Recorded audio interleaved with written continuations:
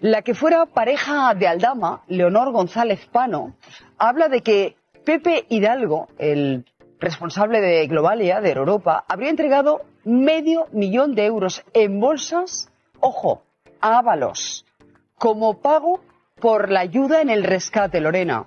Esto es lo que cuenta El Español. La expareja de Aldama, en ese momento era pareja, habría relatado los hechos a través de una llamada telefónica. Tenemos los audios, los vamos a escuchar enseguida. Ahí describe con detalle cómo se produjo ese encuentro a tres con Koldo, Aldama y el presidente de Globalia, la matriz de Europa, Pepe Hidalgo. En el artículo, este que estamos viendo aquí, podemos leer algunos de los extractos de esa conversación, del encuentro, en el que Pepe Hidalgo habría entregado supuestamente una bolsa con ese dinero, esa cantidad, $500.000, y además fue insistente en que lo contaran. Según el relato de esta persona, se escucharon frases como cogió Pepe y dijo contad el dinero, o cuando Víctor de Aldama dijo Pepe ya lo cuento yo, Koldo no toques tú la bolsa para que no estés involucrado. El destinatario final de ese $500.000 sería supuestamente, según cuenta esta mujer, el entonces ministro Ábalos. Escuchen. Es una cosa que a mí me contó Víctor, que fueron a casa de Pepe y Pepe les tenía una bolsa con cerca de $500.000 a él y a Koldo. Pero a casa de Pepe Hidalgo, no fue a casa de Javi, Pepe Hidalgo. Cogió Pepe y dice, bueno, pero contad el dinero, no sé qué. Estaba muy interesado en que Koldo, según Víctor, eso fue según Víctor, estaba muy interesado en que Koldo contara el dinero de la bolsa.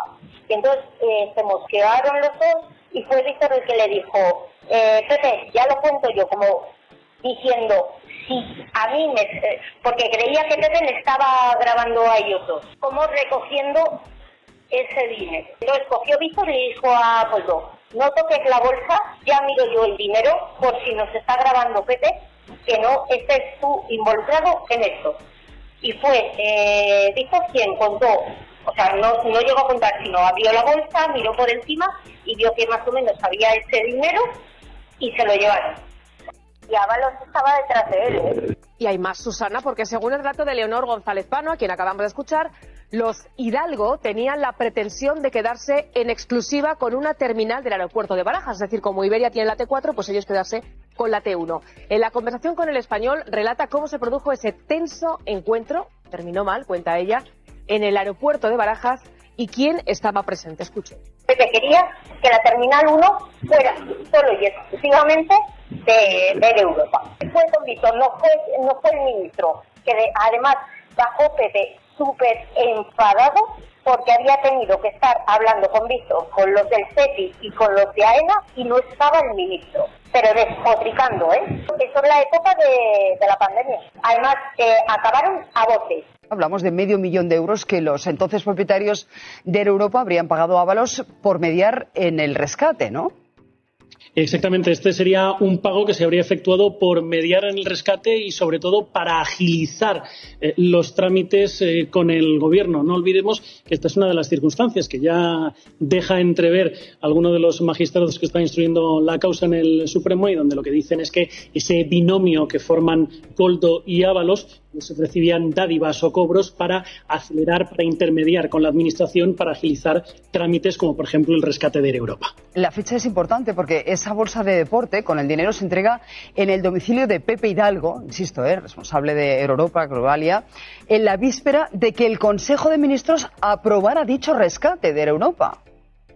Eso es donde nos están encuadrando las distintas fuentes con las que hemos podido hablar. Ese pago se había efectuado en vísperas de que ese Consejo de Ministros diera luz verde al rescate de Europa y, por lo tanto, pues todo hace indicar, pero evidentemente ahí tendrá que ser la justicia la que lo aclare, pues que esto sería la compensación tanto a Koldo como a Ábalos por los trabajos o por los servicios prestados para conseguir que ese rescate se hubiera llevado a cabo. No hay que olvidar además que fueron 70 días lo que tardó este rescate en ponerse en marcha frente a los más de 300 que tuvieron que esperar otras empresas que también pidieron la ayuda del gobierno. Y aquí de fondo hay una acusación. La acusación es corrupción, porque lo que se dice es se rescató Air Europa porque tenía vínculos con la mujer de Sánchez.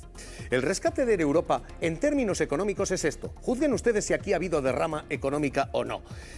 Se le dio 475 millones a esa aerolínea en el COVID. Se le prestó ese dinero, como se prestó a Volotea y a Air Nostrum, a todas las aerolíneas del planeta. Era el momento en el que las aerolíneas no podían volar, no tenían dinero, no tenían clientes, estábamos encerrados por el COVID. Así que se les dio una línea de crédito. Ojo, no como el rescate bancario. Aquí el crédito era a Euribor más 5. Es decir, era un préstamo que tenían que devolver con intereses. Lo va a devolver Air Europa este viernes todo, lo que falta por devolver. Pero ahora mismo el esquema se estructuró así: 300 millones para 5 bancos que van a cobrar intereses y 175 millones del Estado que también va a cobrar intereses. ¿Qué significa eso? Que la banca ganó 22,5 millones con este rescate y que el Estado ganó 13 millones de euros con este rescate, que en total, este rescate que se presenta como rescate ha sido ultra rentable para el Estado, 35,6 millones en intereses pagados al Estado. Este no es el rescate bancario, en el que perdimos 53.000 millones a fondo perdido, dinero que nunca vamos a recuperar. Este es dinero que ha rentado después. Y a partir de aquí se sigue hablando de corrupción y la pregunta capital, Javier Pérez Royo, ¿qué tal? Jurista, ¿qué tal? Muy buenos días. La cuestión capital aquí es esta. La cuestión capital aquí es, ¿hay en esto indicios de corrupción o esto solo es ruido político? Aquí no hay nada. Aquí no hay absolutamente nada. Nada más que ruido. Nada más que ruido y no hay caso ninguno. El caso de Air Europa está ya resuelto. Y se ha dicho perfectamente que hubo una ayuda y que fue una ayuda que se prestó a Air Europa como se le prestó a todas las aerolíneas españolas y de todo el mundo en el caso de la COVID porque no podían viajar. Entonces, porque no podían volar. Entonces, aquí no hay nada, aquí no hay absolutamente nada y se pone ahora además en relación con la esposa del presidente y que si la esposa del presidente tuvo algo que ver en aquello, en fin, son ruidos que no tienen justificación de ningún tipo, pero que se están produciendo y ya está.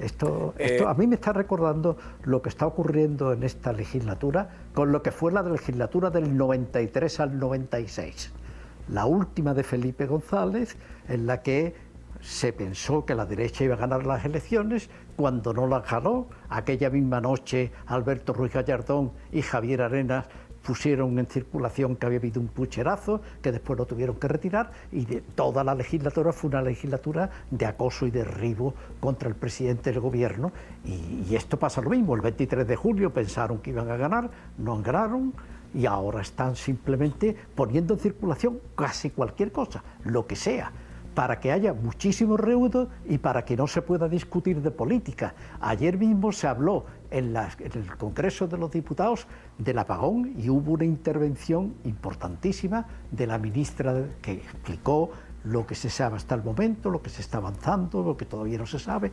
Realmente ese es el tema sobre el que razonablemente se debería estar discutiendo en el día de hoy. ¿Qué es de lo que estamos hablando? De la basura que está publicando un diario que cualquiera sabe de dónde la ha sacado y donde no hay ninguna responsabilidad de tipo penal y en la que se pone de manifiesto que Ábalos y Sánchez eran amigos y se trataban bien. Pero es usted, si es que Ábalos, y esto posiblemente los oyentes no lo recuerdan, fue quien intervino en la moción de censura. No fue la portavoz del Grupo Parlamentario Socialista la que intervino en la moción de censura de julio de 2018 para hacer la crítica del Partido Popular y dar paso después a la investidura de Pedro Sánchez. La moción de censura en España tiene dos fases. Una que es de crítica, y esa la hace el portavoz del partido que presenta la moción de censura, y después viene la intervención del candidato. Y fue Ábalos, no fue la portavoz del Grupo Parlamentario Socialista, sino Ábalos. Por lo tanto, la conexión entre Pedro Sánchez y Ábalos era intensísima, eso lo sabíamos todo el mundo. Catedrático, ¿tienen cabida aquí las acusaciones? ¿Tienen aquí cabida las acusaciones como Manos Limpias, que ha pedido entrar en la causa, como Justitia Europa, todos los grupos que están vinculados a este tipo de maniobras político-judiciales y que están situadas a la ultraderecha? ¿Todos estos solicitan entrar? ¿Tienen cabida en este tipo de sumario, en este tipo de causa? Vamos a ver. Si hacen una intervención, si lo que solicitan es entrar para hablar del tema de Europa, es que en ese tema no existe. Ese es un tema que ya está zanjado. Ese es un tema que ya está zanjado. No hay ninguna causa judicial sobre el rescate de Europa. Por lo tanto, si ese es el motivo por el que quieren entrar, a eso hay que decir que no. Es que ahí no hay. Es que ahí no hay asunto. Si quieren entrar para ver por dónde pueden encontrar alguna cosilla con la que volver a seguir actuando de la forma en que suelen hacerlo, intentando extorsionar a quien sea, pues entonces tampoco se le debe permitir. O sea, aquí es que no hay caso, aquí es que no hay caso ninguno. O sea, en todos los mensajes que ha transmitido el mundo, pues ahí no hay problema judicial, no hay de ninguna naturaleza, de naturaleza penal no hay ninguna. Que hay cosas que interesan. Perdón, sí, perdón. No, iba a preguntarle, discúlpeme, pues vamos con ya sabe usted, la televisión y las prisas, pero catedrático Pérez Royo, usted conoce muy bien todo esto y todo este tipo de maniobras.